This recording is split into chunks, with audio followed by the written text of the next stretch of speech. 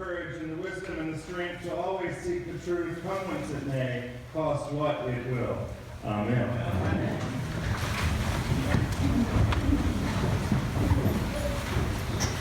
So some things never change. Everyone loves a good wedding reception.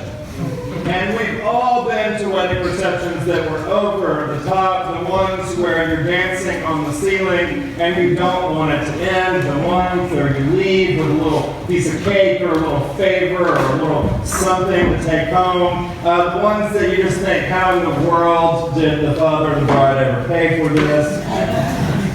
And we've been to the ones that, well, just never got off the ground. They were missing something, or the food was just not all that exciting, or the DJ was less than entertaining, or no one wanted to get out there and do the chicken dance. And just so you know, for those of you who still have single kids out there, the average wedding cost of a wedding in the Baltimore metro region is $36,570. I do weddings for free. So back to the party. It was evidently someone everyone knew, a pretty famous or at least beloved person in the community. Mary knew this person well. Jesus got invited, and so did all of his disciples. It wasn't, Jesus plus 1, it was Jesus plus 12. Weddings went on and were a big deal back then. Evidently went on for a week or so. Wouldn't have been caterers quite like today. I guess we said in Bible study it must have been more like a potluck affair. Not a bad idea in my mind. But evidently the bridegroom is still in charge of the alcohol. Wine was key to survival back then. Water not being like it is now. And this party is rocking, the DJ is good. The bridegroom simply underestimated how popular he and his beloved were. They were running out of wine. Now, in this time and place, it's not just a little social faux pas to run out. Wine isn't just the social lubricant. It is a sign of the harvest then, of God's abundance, of joy, of gladness, of this radical hospitality. And so when they run short of wine, they run short of blessing. And that is a tragedy. So when Jesus is prompted by his mother, no less, we don't get the name Mary. John doesn't call her anything. She only appears here and at the foot of the cross later in John's Gospel. That's a whole other sermon, though. And this wine that Jesus provides, in changing the water of those 6 large basins, Jesus is providing close to an additional 1,000 bottles of additional wine. So I took issue with Carolyn, our administrative assistant. If you look at the front of your bulletin, those are wimpy jars. Those are really wimpy jars. 1,000 bottles of wine are not fitting in those jars, but anyway. And so think bigger. This is this Jesus who comes and does this sign, miracle, we would say. And it's not just like some cheap bottle of screw-top Chianti, but it is the best wine that could possibly be served. It is this first sign that reveals God's glory, not only to his disciples, to the people, but to the world. He saved the day, he saves the new couple in the embarrassment, and his disciples believe.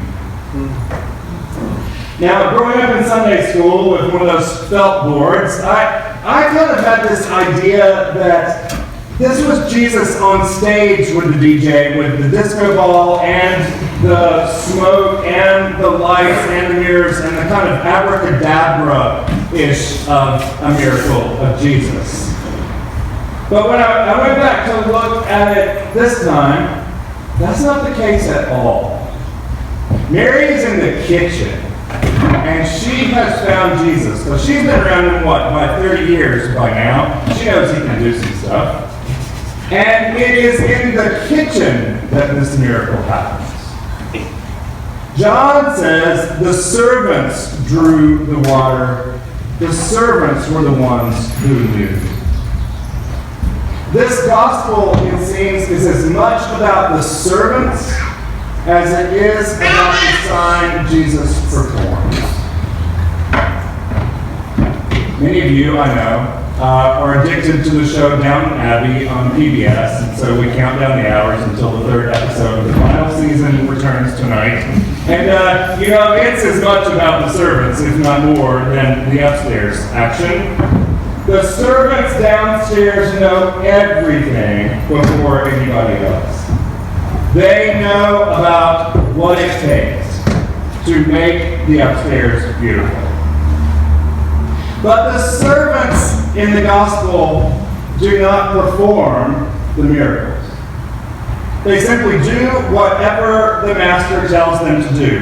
Today they simply fill the jars and Jesus performs the miracle. The sign points to the grace and goodness of God, an abundance of it. Thank you very much.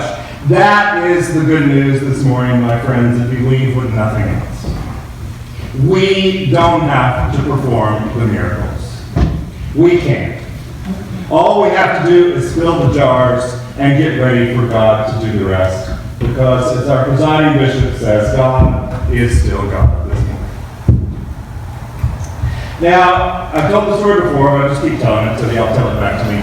I came to Nativity almost 3 years ago and just knew it was where I was supposed to be because I walked in the door and it smelled good and I felt like this is where I was supposed to be. And really, that's really it. And so, I knew there was something special that was supposed to go on here. But I didn't know what. And so we prayed, I prayed, you prayed, and all I kept hearing was, get ready. Get ready for something big.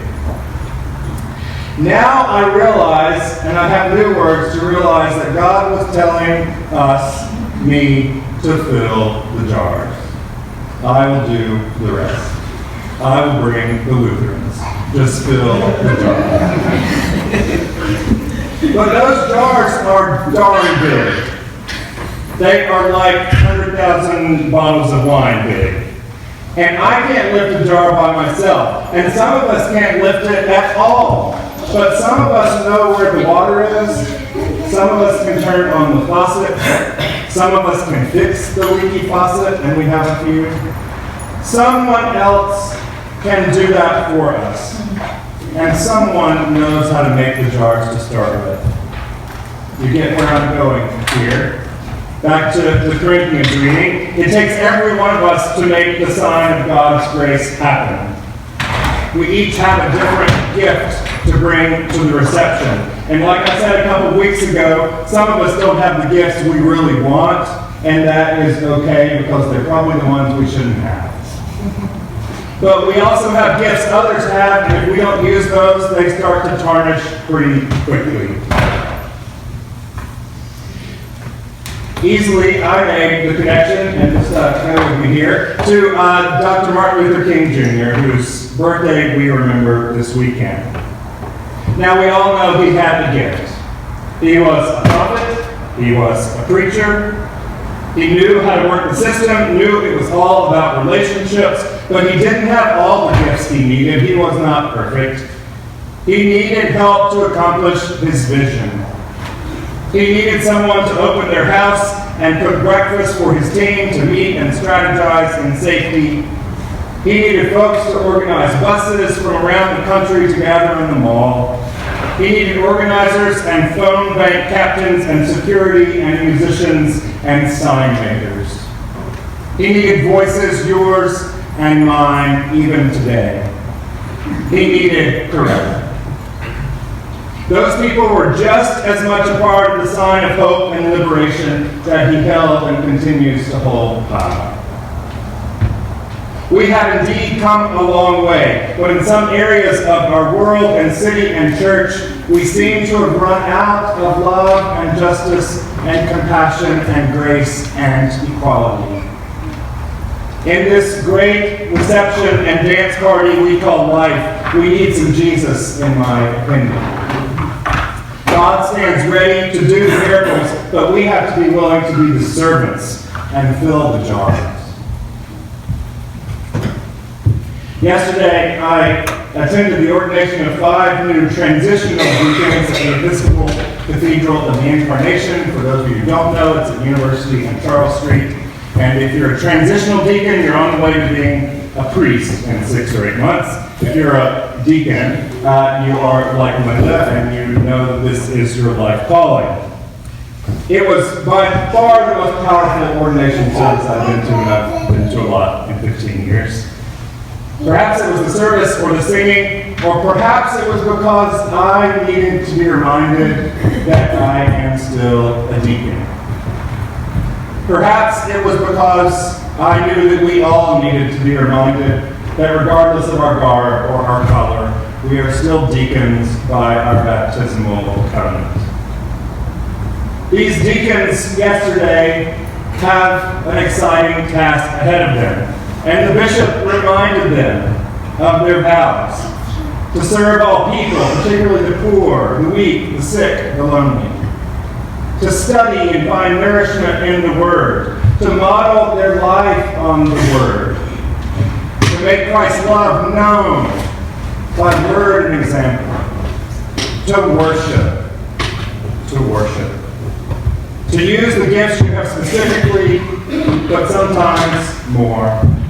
And in the prayer book liturgy, in the ordination vows, it says, and other duties as assigned. Other duties as assigned. I don't know the rest of the words of that sermon. I do this often. And so, I was just reminded yesterday that we have a lot to do here, and that we are deacons, that we don't know what it is God has set before us. I have an inkling, and I'm on the inner circle of some leadership here, and it's a really good thing. It's going to feel like a wedding reception miracle, I have a feeling.